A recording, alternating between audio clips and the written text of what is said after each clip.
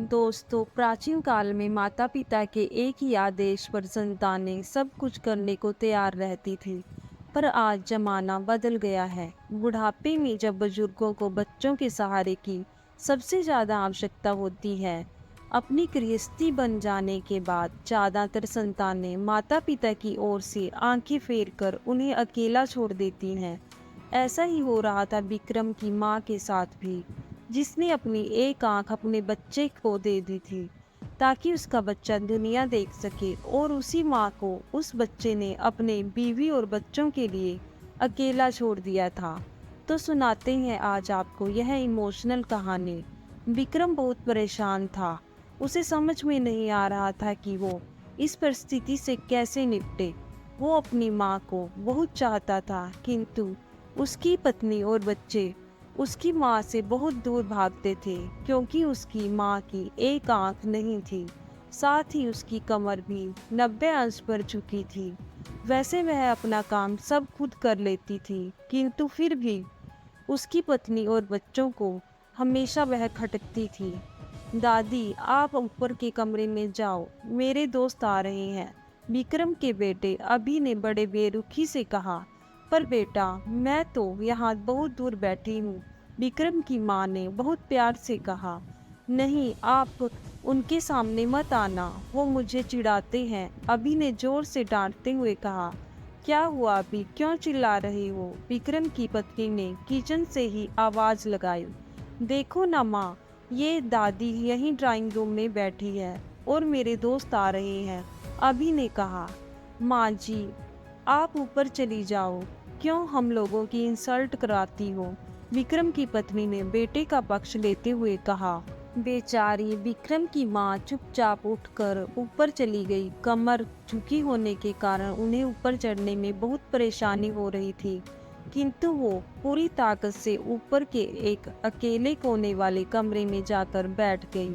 विक्रम बाजू के कमरे से सब सुन रहा था। उसे कष्ट हो रहा था कि उसकी माँ को अपमानित होना पड़ रहा है, किंतु वो असहाय था। अगर वो कुछ कहता है तो पत्नी और बच्चे उसका विरोध करने लगते हैं। दूसरे उसके तर्क भी सही लगते हैं, क्योंकि वो एक प्रशासनिक अधिकारी था। उसका सामाजिक स्तर बहुत ऊंचा था। उसकी ससुराल भी एक उच्च घराने में थी, अतः वह चुपचाप इस तरह हर दिन अपनी माँ का अपमान होते देखता रहता था। रात को विक्रम की पत्नी ने कहा, देखो जी, अब कुछ करो। कल कलेक्टर साहब की पत्नी आई थी। माँ जी अपनी देसी धुनधारा में उनसे मिली। मुझे बहुत शर्म आ रही थी, बताते हुए कि ये मेरी सास है। मैंने कह दिया कि दूर की रिश्तेदार है, इलाज कराने आई है। विक्रम को रोना आ गया, किंतु फिर भी वह चुप रहा। उसे समझ में नहीं आ रहा था कि वो क्या करे। अपने बेटे के मन की बात को विक्रम की माँ अच्छी तरह से जानती थी, और बेटे को कोई कष्ट न हो इसलिए वो हर बात को चुपचाप सह लेती थी। विक्रम बहुत उदास रहने लगा। एक तरफ परिवार और सामाजिक स्तर पर जीने की प्रतिबद्धता थी, तो दूसरी ओर माँ। आखिर माँ से अपने बेटे की यह हालत नहीं देखी गई। एक दिन उसने अपने बेटे से कहा, विक्रम, बहुत दिन हो गए हैं, मैं अपने गांव जाना चाहती हूँ, मुझे वहाँ पहुँचा दो, मेरा यहाँ मन नहीं लगता। किंतु माँ, वहाँ तो कोई नहीं है, तुम्हारी देखभाल कौन करेगा? विक्रम ने आश्चर्य से पूछा। अरे, सब गांव वाले तो हैं, और वो तुम्हारे मामा जी तो उसी गांव में रहते हैं, और फिर हम सारी व्यवस्थाएं कर आएंगे ना। विक्रम की पत्नी को तो जैसे मन की मुराद पूरी हो गई हो।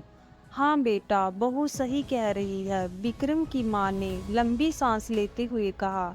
विक्रम जानता था कि गांव में माँ की देखभाल करने वाला कोई नहीं है, लेकिन अपनी पत्नी की जिद के कारण वह अपनी माँ को गांव छोड़ने पर विवश हो गया। माँ को गांव छोड़कर आते वक्त उसे रोना आ रहा था और अपनी बेबसी पर गुस्सा भी आ रहा था, किंतु परिवार, पत्नी और समाज ने उसके इन मनोभावों को दबा दिया और वो सुकून सा महसूस करने लगा। कुछ दिनों के बाद उसके चाचा, जो अमेरिका में रहते थे, आने वाले थे। जब विक्रम बहुत छोटा था, उसके पिता जीवित थे, तब वो भारत आए थे और उसके बाद वो अब भारत आने वाले थे। पूरा परिवार और आस पड़ोस बहुत उत्साहित था। अमेरिका से विक्रम के डॉक्टर चाचा आ रहे थे। डॉक्टर चाचा ने जैसे ही घर में कदम रखा, सबने मिलकर बहुत उत्साह से उसका स्वागत किया। क्यों विक्रम, भाभी नहीं दिख रही, कहाँ है? डॉक्टर चाचा ने उत्सुकता से पूछा। जी वो गांव में रहती है, यहाँ उसका मन नहीं लगा, विक्रम की पत्नी ने कहा। डॉक्टर चाचा ने विक्रम की ओर देखा तो विक्रम ने अपनी आंखें झुका ली। डॉक्टर चाचा सब समझ गए।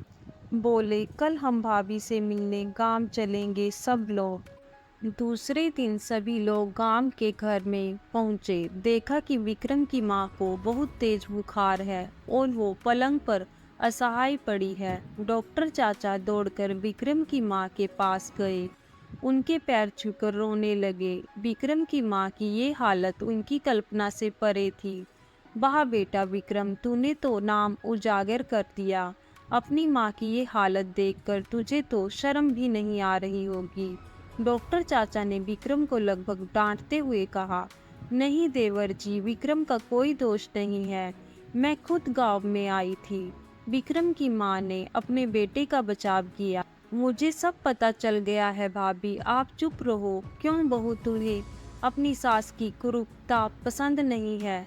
समाज में तुम्हें नीचा दिखना पड़ता है ना?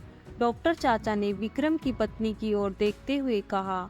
आज तुम जिस सामाजिक स्तर पर हो वो उन्हीं के संघर्षों की देन है। और बेटा विक्रम, तुम्हें शायद मालूम न हो कि बचपन में जब 1 साल के थे, तब छत से नीचे गिरने के कारण तुम्हारी एक आंख फूट गई थी। तब तुम्हारी इस करूप माँ ने अपनी एक आंख तुम्हें देकर इतना सुंदर स्वरूप दिया था। विक्रम की पत्नी को डॉक्टर चाचा ने कहा, बेटा, इतने सालों तक संघर्ष करके बेटे को प्रशासनिक अधिकारी बनाने वाली इस संघर्षशील औरत की तुम लोगों ने यह दशा कर दी, तुम्हें ईश्वर कभी माफ नहीं करेगा। डॉक्टर चाचा की आंखों से आंसू जलधारा बह रही थी। अब भाभी, आप मेरे साथ अमेरिका जाएंगे, यहाँ इन स्वार्थी लोगों के बीच नहीं रहेंगी, डॉक्टर चाचा ने विक्रम की मां से कहा। विक्रम के चाचा ने जो राज बताया, उसके बाद तो विक्रम को यही लग रहा था कि उससे ज़्यादा पापी इंसान इस दुनिया में कोई और हो ही नहीं सकता। वह दौड़ता गया और माँ के कदमों से लिपट गया। माँ, मेरा अपराध क्षमा के योग्य नहीं है। मैं जानबूझकर चुप्पी साधे रहा, आपका अपमान करवाता रहा। अब सिर्फ आप ही उस घर में मेरे साथ रहेंगी और कोई नहीं। विक्रम ने आग्नेय दृष्टि से अपनी पत्नी और बच्चों को देखा। विक्रम की पत्नी को भी बहुत पछतावा हो रहा था, किंतु उसकी हिम्मत नहीं हो रही थी कि वो विक्रम की मां से आंखें मिलाए। विक्रम की मां ने विक्रम की पत्नी के मन की स्थिति को समझकर उसको पुचकारते हुए अपने पास बुलाया और विक्रम को डांटते हुए कहा, खबरदार, जो मेरी बहू को मुझसे अलग करने की कोशिश की तो तुझे ही घर से बाहर निकाल दूंगी। विक्रम की पत्नी और बच्चों ने विक्रम की मां के पैर पकड़ते हुए अपने व्यवहार पर माफी मांगी। मां के हृदय ने सबको माफ कर दिया।